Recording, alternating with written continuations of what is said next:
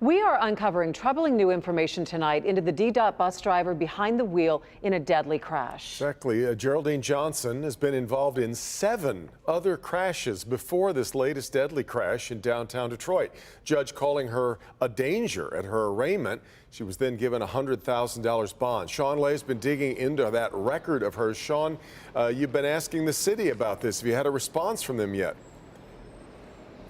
A statement from DDOT's director. We've been asking to interview DDOT's director since yesterday when we started learning about the driving history that was now pulled from Johnson from the state that includes 1 fatal accident.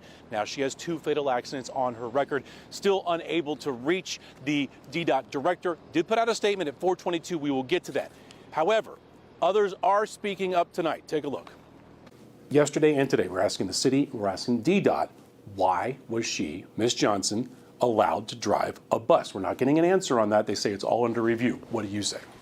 The city of Detroit, unfortunately, isn't going to be truthful with you on this. They will not answer this question because the only truthful answer that they can give you will fully incriminate the systemic failure that led to the death of Miss Bauer. Attorney James Harrington at Figer Law is well aware of DDOT driver Geraldine Johnson. Video from her DDOT bus in 2015 shows Joey Davis getting off her bus, getting his bike, then Johnson hit him, killing Mr. Davis. Today, we pulled Johnson's state record showing her license to drive a bus was then suspended, then restricted.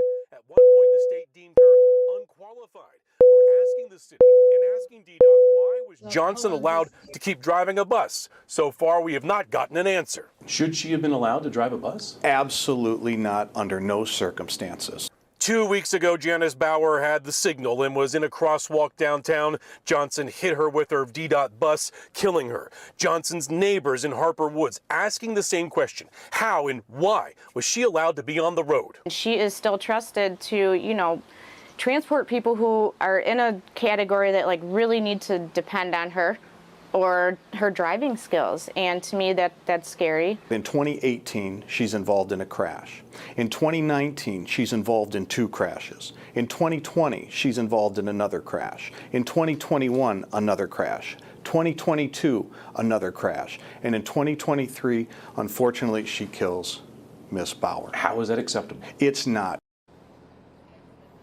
Back here live. Like I said, we just got a statement now at 4:22 from the director of transit, Michael Oglesby. He says, quote, since this terrible accident occurred 2 weeks ago, we have been engaged in a full review of Ms. Johnson's record and all related departmental policies and procedures. Once that review is completed, we will be better positioned to respond to questions about her driving and employment history with DDOT. Following the accident, Ms. Johnson was terminated. We'll continue to ask the questions, hopefully get those answers. Back to you. And Sean, I believe you've seen and watched the video of that 2015 crash. We did, and it's incredibly disturbing. After Mr. Davis is right in front of her bus getting his bike off, and the bus goes right over him. And instead of radioing or calling 911, the driver panics for a good minute or so, screaming. No one is helping Mr. Davis. That kind of goes back to the training situation. Buses are equipped with multiple cameras. This latest fatality, also all on camera. All right, Sean.